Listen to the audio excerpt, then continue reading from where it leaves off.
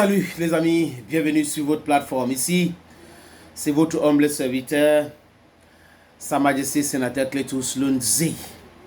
Nous sommes ici parce que l'Afrique a besoin de nous. Nous sommes ici parce que c'est notre moyen en nous de passer le message, de décoloniser les mentalités, de déconstruire les mensonges, de présenter une nouvelle Afrique. Une nouvelle Afrique est possible et grâce à vous, grâce à moi. Et à chaque fois que nous passons un message, votre devoir, vous autres, qui ne voulez pas montrer votre visage, c'est de partager. Partagez massivement le message que nous passons. Pas moi seul. Tous les autres qui parlent Afrique, qui parlent de la protection de l'Afrique, qui parlent de la souveraineté africaine, méritent que vous les aidez à passer le message. Parce que si ça reste à notre niveau, ça ne va pas être viral. Quand c'est viral, ça détruit les plans de l'impérialiste. Et nous, on est là pour faire quoi? Pour déconstruire ce mensonge-là. Vous savez les amis, quand on parle de terreau, regardez très bien ce qui se passe. À l'époque, c'était au Moyen-Orient. État islamique, Al-Nosra, etc., etc. Mais depuis que les pays otaniens ont décidé de passer à une autre vitesse, parce que selon eux, leur existence est en danger. En danger pourquoi? Parce qu'ils avaient concentré leur stratégie à un moment donné au Moyen-Orient pour contrôler le gaz et le pétrole. Ils sont en train de passer eux-mêmes à l'énergie renouvelable. Ils sont en train de fabriquer les voitures électriques. Donc du coup, ils pensent que les autres matières, il faut les contrôler. Et depuis des siècles et des siècles, c'est l'Afrique. Et ils pouvaient piller l'Afrique simplement.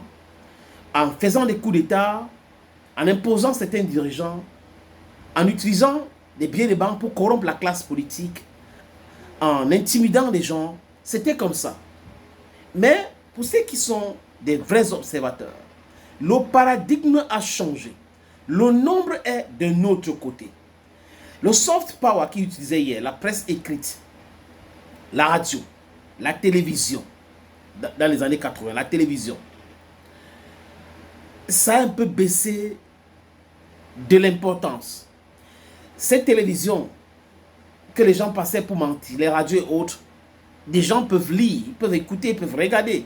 Mais ils savent aujourd'hui que c'est le mensonge, ici c'est le mensonge, là-bas c'est de la manipulation. La Bible, ils ont mis l'accent sur la Bible depuis la nuit des temps. Et le Coran, ou les livres dits saints. Mais ils se rendent compte aujourd'hui que, comme dans leur propre société, les gens ne croient pas à ces Bibles-là, à ce Coran. Et c'est en train de toucher l'Afrique, c'est un problème pour eux. Parce que leur richesse, leur puissance, c'est le pillage, c'est la spoliation, is the looting of Africa. Et les Africains comprennent mieux aujourd'hui. Et grâce à eux en partie, les amis, les injures, la maltraitance. Et entre-temps, ceux qu'ils avaient mis au pouvoir en Afrique sont en train de partir. Et comme ils sont en train de partir, nous sommes beaucoup plus intelligents, je veux dire, en matière de l'intelligence du point de vue de l'Occident. Donc, on connaît, on comprend leurs choses. On se pose la question, donc si vous pouvez manifester ceci, vous pouvez faire ceci, pourquoi pas nous? Si Napoléon a fait un coup d'État pour devenir président en France, ou le roi, et a fait un coup d'État constitutionnel, et que Charles de Gaulle a fait un coup d'État en France, et ils sont considérés comme les héros aujourd'hui parce qu'ils ont travaillé pour l'intérêt de la France, pourquoi chez nous, quand on a des dirigeants comme Assimi Goïta, comme Ibrahim Traoré, comme Tiani, on les considère comme des dangers, des putschistes, des mercenaires et autres? Pourquoi? On se pose de vraies questions. On regarde, on dit comparative story. C'est pour ça que je vous dis l'histoire est très importante. Savoir d'où nous sortons et d'où nous sommes en train de partir. Et regarder la qualité des gens qui nous donnent des leçons. C'est très important. It's very, very, very important. We should understand these things. That's the only way we can advance in whatever thing we are doing. Comprenez les amis? Donc, on comprend donc aujourd'hui que les gars sont en train de partir du Moyen-Orient pour l'Afrique, surtout le Sahel. Ils font du Sahel la concentration de terreau. Ils financent les terreaux.